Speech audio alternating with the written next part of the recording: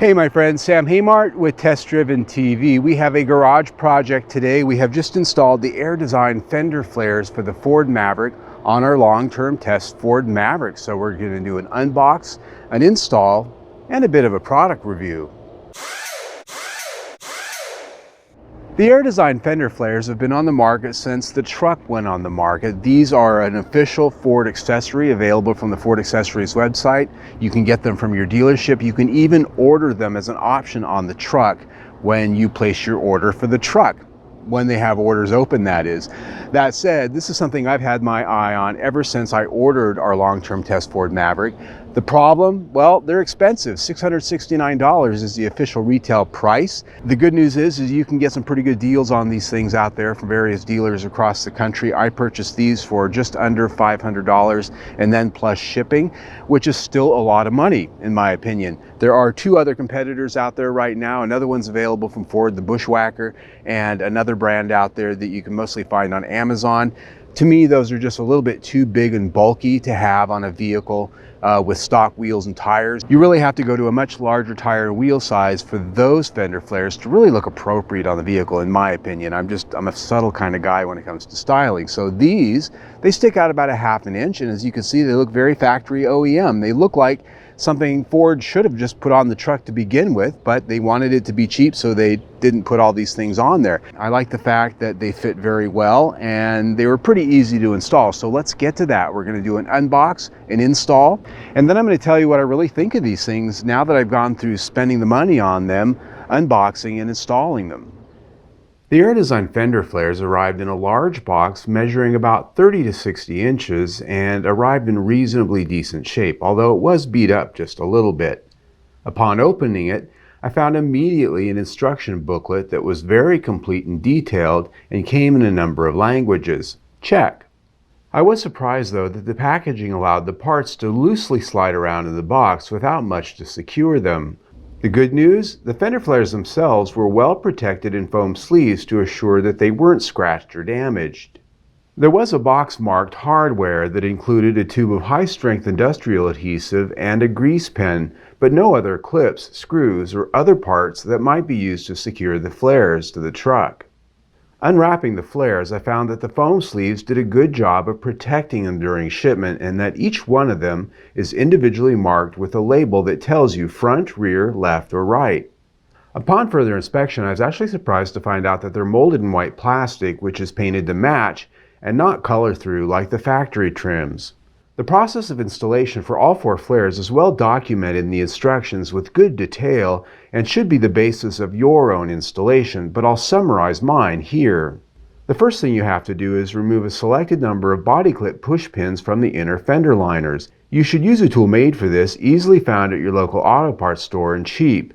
It's good insurance not to destroy them and damage your vehicle. I'll point out here that I purchased new body clip push pins to use for my own installation because reusing the old clips just didn't work out that well. Some of them got broken coming out. More important though is that there are two different sizes, at least on my truck. The shorter ones don't reinstall very well with the fender flares due to the extra material thickness, and they're just too short. So I purchased longer ones that did the trick. You can get them at most auto parts stores, but they're cheapest online.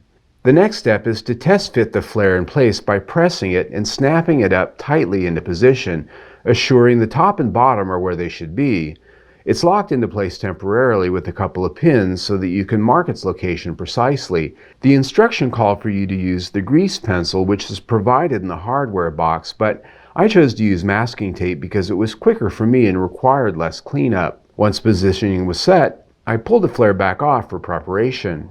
Laying the flare on a soft protected surface so I didn't scratch or scuff it, I flipped it over face down. It adheres to the truck with a combination of high-tack self-adhesive tape and also liquid adhesive glue, which is provided. There's a channel molded into the back of the flare for the adhesive, which has to be applied in a 1/4 inch bead. The tape itself needs to be pulled back slightly here and there in a way that's well detailed in the instructions so that it can be pulled off strategically during installation. The order and strategy of removing the backing here is slightly different from how the instructions call out for, but the point is, it's important not to let the tape touch the metal until you're absolutely certain the flare is in the right spot. You only get one chance. After the glue bead was laid on carefully without touching the adhesive tape, I then thoroughly cleaned the fender surface with 91% alcohol to ensure any wax or surface contaminants were gone before working the prep flare into place. Taking extreme care not to let the adhesive come into contact with the metal, I carefully worked the flare up into place so that my tape markings matched up. Once this was assured, I then held it into place with a couple of body clip push pins at the bottom edges. Then, before pushing it tight to the body, I carefully pulled the tape backing away from the surfaces and slowly began to press it into place firmly. You want to apply pressure to the body in all of the locations where the adhesive and the tape exist. Once I was satisfied that I had critical adhesion, I then began installing all of the body clip push pins into place. They can be challenging to work in, but having new clips made it a lot easier than reusing the old ones. Once it was all into place, I gave it another good round of pressure to assure it was stuck and removed the masking tape and cleaned it all up.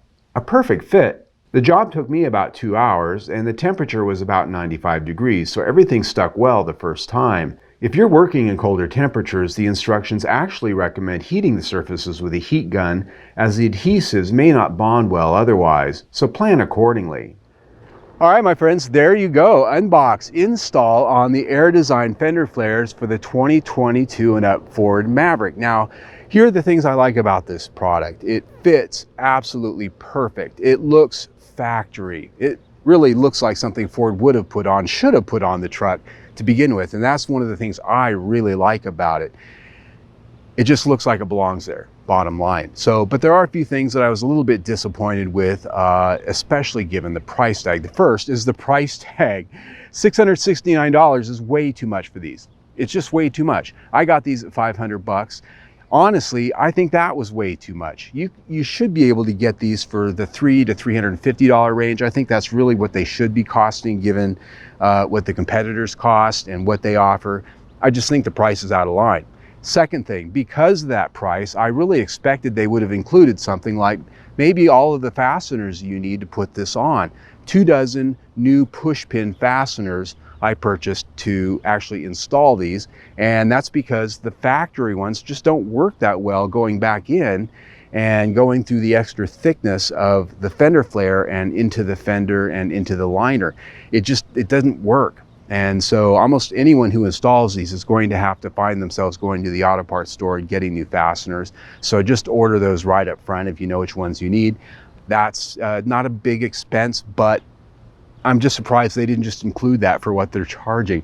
The other third thing you might notice is that the color is not a 100% match. This is a white molded piece of plastic that's painted, and then down here on the bottom you have a molded color through piece of plastic from the factory. So right out of the gate they're not going to match. My truck's a 1.5 years old. They've been fading in the sun a little bit, so there's a little bit more of a gulf there.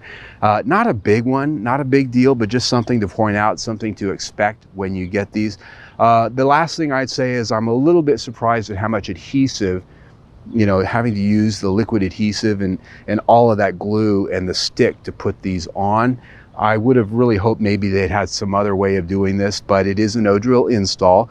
The only problem with all of the adhesive is that if you ever have to pull the bumper off, let's say, and separate some of this stuff, it's going to be a mess. You're probably going to have to destroy the fender flare to do it, which means if you ever have to replace one, you got to buy a whole set, and that's you're into the cost again. Don't put those on until you're done doing other things with the truck. Like I installed the custom grille. I'm glad I did that before I did the fender flares, and that was actually deliberate, quite honestly, because I knew ahead of time that these were going to be glued on. So hopefully nothing happens to the truck and I have to do some work, or it's going to be costly.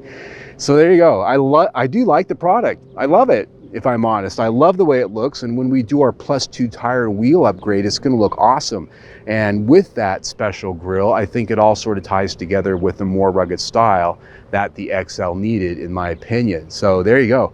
Another product install and review here at Test Driven TV. So you can see all of our Maverick content right there. We've got more videos on our Maverick playlist than any other YouTube channel, test drives, technical, how-to, product reviews. You can also subscribe to our YouTube channel right down there and stay informed of everything we do. Either way, stay tuned.